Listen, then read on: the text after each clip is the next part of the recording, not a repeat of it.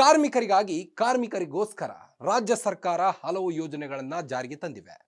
ಈ ಯೋಜನೆಗಳೆಲ್ಲ ಜನರಿಗೆ ಅಗತ್ಯವಾಗಿ ಕಾರ್ಮಿಕರಿಗೆ ರೀಚ್ ಆಗ್ತಿದ್ದಾವ. ಈ ಯೋಜನೆಗಳ ಲಾಭವನ್ನ ಜನ ಪಡೆಯೋದು ಹೇಗೆ? ಈ ಯೋಜನೆಗಳನ್ನ ಜನರಿಗೆ ತಿಳಿಸಿ ಅವುಗಳ ಲಾಭವನ್ನ ಪಡೆಯೋದಕ್ಕೆ ಕಾರ್ಮಿಕ ಸಚಿವ ಸಂತೋಷ್ ಲಾಡ್ ಕೈಗೊಂಡಿರೋ ಅಭಿಯಾನಕ್ಕೆ ಗ್ಯಾರಂಟಿ ನ್ಯೂಸ್ ಕೈ ಜೋಡಿಸಿದೆ. ಯೋಜನೆಗಳನ್ನ ಜನರಿಗೆ ತಲುಪಿಸೋ ಕೆಲಸ ಮಾಡ್ತಿದೆ. ಇವಾಗ ನಂದೊಂದು ಸಿಂಪಲ್ ಕ್ವಶನ್, ಲೇಬರ್ ಕಾರ್ಡ್ ಇದೆಯಾ? ಇದೆ. ಅದರಲ್ಲಿರೋ ಸೌಲಭ್ಯಗಳು ತಗೋತಾ ಇದ್ದೀರಾ? ಇಲ್ಲ, ತಗೊಳ್ತಾ ಇಲ್ಲ. ಯಾಕೆ? ಅದ್ರ ಬಗ್ಗೆ ನಮಗೆ ಅನುಭವ ಇಲ್ಲ, ನಮ್ಗೆ ಯಾರು ಅದ್ರ ಬಗ್ಗೆ ಹೇಳಿಲ್ಲ. ಈಗ ನಿಮ್ಗೆ ಅಂತ ಒಂದಷ್ಟು ಸೌಲಭ್ಯಗಳನ್ನ ಸರ್ಕಾರ ಕೊಡ್ತಾ ಇರುತ್ತೆ ಅಲ್ವಾ, ಅದನ್ನ ನೀವು ತಗೋಬೇಕಲ್ವಾ ಲೇಬರ್ ಕಾರ್ಡ್ ಇದ್ರೆ?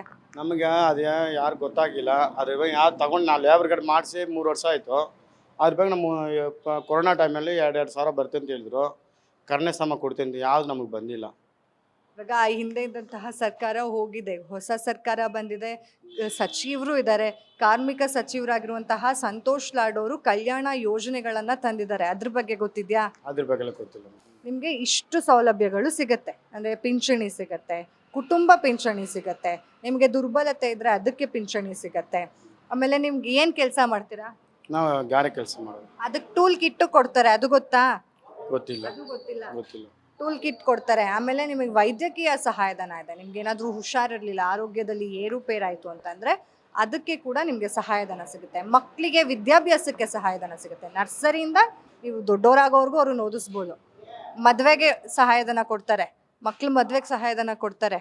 ಆಯ್ತಾ? ಡೆಲಿವರಿ ಇತ್ತು ಅಂತಂದರೆ ಅದಕ್ಕೆ ಸಹಾಯಧನ ಕೊಡ್ತಾರೆ.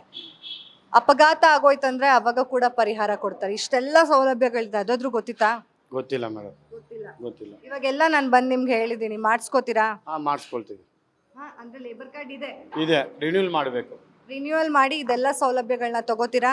ತಗೊಳ್ತೀವಿ ಮೇಡಮ್, ಪಕ್ಕ. ಇದು ತಗೊಳ್ಳಿ.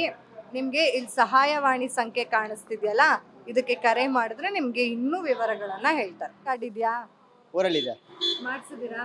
ಮಾಡಿಸಿದ್ವಿ. ಇವಾಗ ಅವರು ನಿಮ್ಗೊಂದಷ್ಟು ಸಹಾಯಧನ ಕೊಟ್ಟಿರ್ತಾರೆ, ಅಂದ್ರೆ ದುಡ್ಡು ಕೊಟ್ಟಿರ್ತಾರೆ, ಟೂಲ್ ಕಿಟ್ ಕೊಟ್ಟಿರ್ತಾರೆ, ಅದೆಲ್ಲ ತಗೊಂಡಿದ್ದೀರಾ?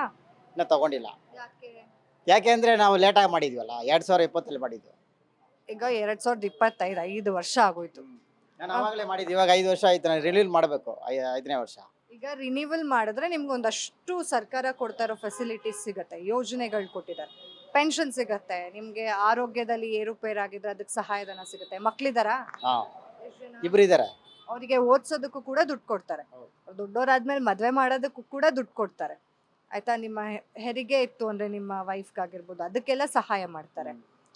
ನಿಮ್ಗೇನಾದ್ರೂ ಆರೋಗ್ಯ ಸಮಸ್ಯೆ ಇದ್ರೆ, ಅಕಸ್ಮಾತಾಗಿ ಏನೋ ಒಂದು ಅಪಘಾತ ಆಗೋಯ್ತು ಅಂದ್ರೆ ಅವಾಗ ಪರಿಹಾರ ಕೊಡ್ತಾರೆ, ಪೆನ್ಷನ್ ಕೊಡ್ತಾರೆ. ಇಷ್ಟೆಲ್ಲ ಸೌಲಭ್ಯಗಳು ಸರ್ಕಾರದಿಂದ ಕಾರ್ಮಿಕ ಸಚಿವ ಸಂತೋಷ್ ಲಾಡ್ ಅವರು ಕೊಡ್ತಾ ಇದ್ದಾರೆ. ತಗೋಬೇಕಲ್ವಾ? ತಗೋಬೇಕು. ಇವಾಗ ರಿನ್ಯೂವಲ್ ಮಾಡಿಸಿದ್ರೆ ನಿಮಗೆ ಸಿಗತ್ತೆ. ರಿನ್ಯೂವಲ್ ಮಾಡಿಸ್ಬೇಕಲ್ವಾ? ನಾನು ಇಲ್ಲಿ ಮಾಡಿಲ್ವಲ್ಲ, ಊರಲ್ಲಿ ಮಾಡಿದ್ವಿ. ಊರಿಗೆ ಹೋದಾಗ ಮಾಡಿಸ್ತೀರಾ? ಮಾಡಿಸ್ತೀನಿ. ಪಕ್ಕ.